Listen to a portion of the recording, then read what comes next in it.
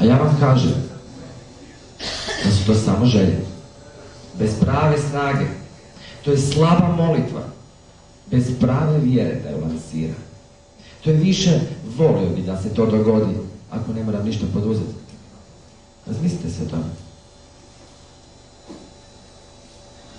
Ono što vam ponovo kažem, postavite i živite jasne standarde.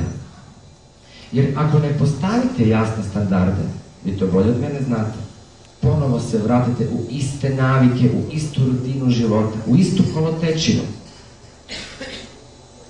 Imate ljudi s kojima sam radio, oni jako dobro znaju na što govorim. Krenuo nešto i ne obvežu se na to. Jednostavno ne ustraju na tom putu. Ono što bi ja volio da vi budete, da budete kipar svog života. Imam susjeda koji je kipar. I dugo mi je vremena trebalo da ga shvatim. On bi donio veliku kamenčugu u dvorište. Ja bi se užasno uzrujao kako može takvu neokusnu stvar staviti tamo. I dođem do njega i pitam ga kako ti je uspjelo tako nešto dovući. On me pogleda, onako zaljubljeno gleda u kamen i kaže: hej, to je anđeo, a ti vidiš kamen. I on je godinama kuckao taj kamen. Čovjek inače grobar. Iz tog kamena on je napravio anđela. Ali on je tog anđela vidio i prije nego što je počeo. I on je bio siguran da će to biti anđel. Ali ono što je znao, mora napraviti 1000 malih udaraca, ne prejakih, da bi postalo to što je on vidio i u što se zaljubio i ono što mi je bilo važno, a ja to nisam vidio. Ponekad i naše obitelji ne vide to što vi vidite.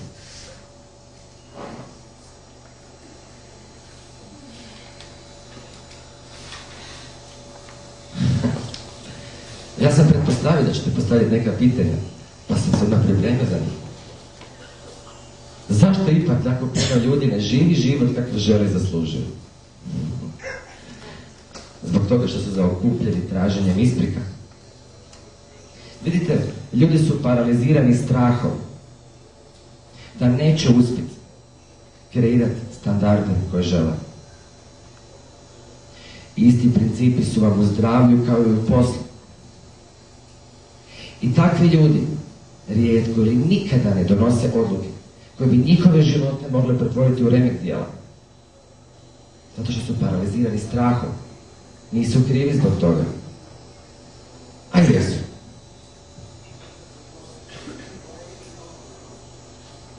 Koristeći snagu odluke možete prevladati isprike glede promjene svakog dijela vašeg života momentalno. Pokazat ću vam kasnije da je to moguće. Zašto? Zato što ona određuje, odluka određuje. Jeste li sretni ili tužni, frustrirani ili uzbuđeni? Odluka određuje jeste li zarobljeni slučajnostima svakodnevnog življenja ili izražavate svoju slobodu. Odluka određuje i izvor je promjene u pojedincu, u obitelji i u društvu. Samo odluka. Ona može promijeniti vaše odnose, vašu radnu sredinu, vašu fizičku spremu, vaš dohodak, vaše emotivno stanje i naravno vaše zdravlje. Vaš život se mijenja u trenutku kad donesete novu kongruentnu odluku na koju ste se obvezali. Ima li to među vama neko ko je prestao pušiti? Nije li to onaj trenutak kad ste donijeli odluku da bez obzira da li su cigarete pokraj vas nećete zapaliti? Zato što vam je to puno važnije od onog zadovoljstva koje ćete dobiti tom cigaretom. Razmislite se o tome.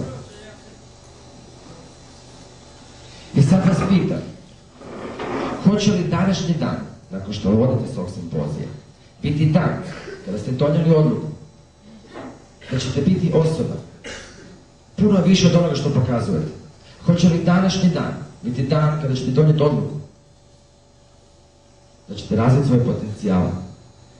Ne da ćete poboljšati zdravlje, nego da želite biti zdravi. Zašto uopće krenuti na put ako to ne vjerujete? Biće po vjeri vaša. Ako je tako, onda počnete javno izricati. Nemojte govoriti o bolesti. Recite, ovo sam ja. Ovo je ono za što se bori, za što živi. Ovo je ono što radi da bi oblikovao svoju sudbinu sutra.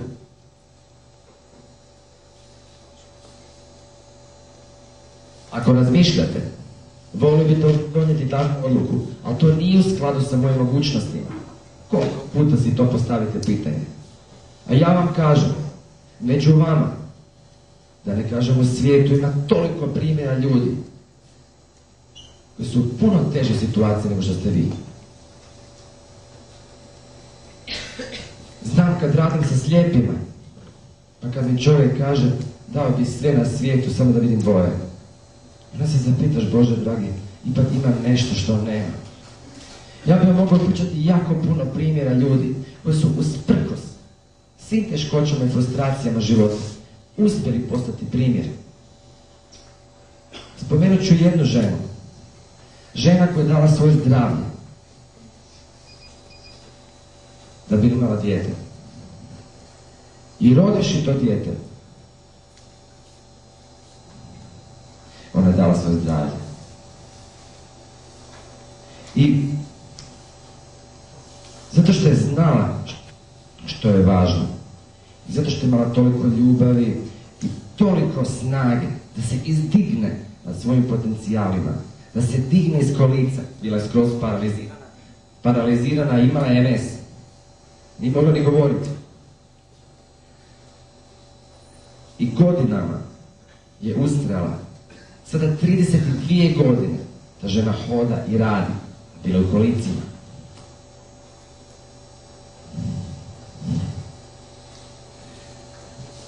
Ta žena je omogućila da vam ja to danas pričam.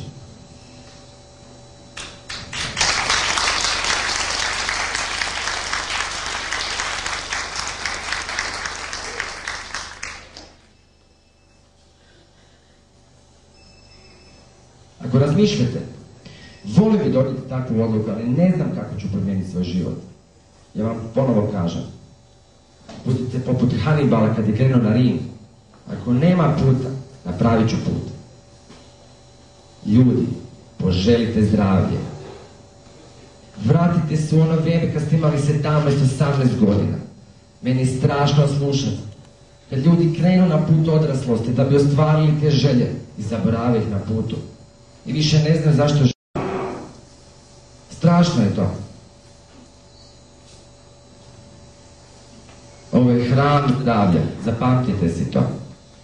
Temelj zdravlja je ono što imate i zato ste danas tu. Kako to rečeno? Tko ima uši čuće. Druga stvar koju trebate napraviti, u temelju zdravlja, izgradite uvjerenja koje će vas voditi i dati krila na putu. Pitali su jednog starca kada je krenuo pod nevremenu na Tibet, starac. I pitaj ga čovječe, kud si krenuo? Pogledaj vrijeme, pogledaj tvoje godine. Znate što je mi odgovorio? Mladiće, moje srce je već gore i mog tijelo nije teško pratiti.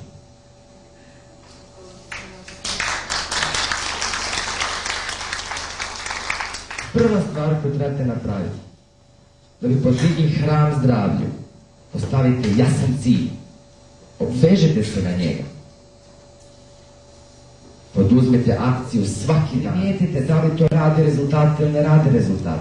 Zato udarci moraju biti mali, da bi mogli promijeniti stvari. I budite fleksibilni, nemojte mijenjati cilj. Zdravlje vam je cilj, nepromjenjivo je. Mijenjajte svoj pristup. Ja vam kažem, nema generalnog rješenja za sve vas. Nema svetog grala idealnog lijeka. Svatko od vas ima svoj put. Ali neka to zdravlje bude taj svjetionik, taj kompas koji će vas usmjeriti kad oluja dođe. Jeste li kad jedeli? Je neko od vas bio na brodu? Ne bi vas bilo strah.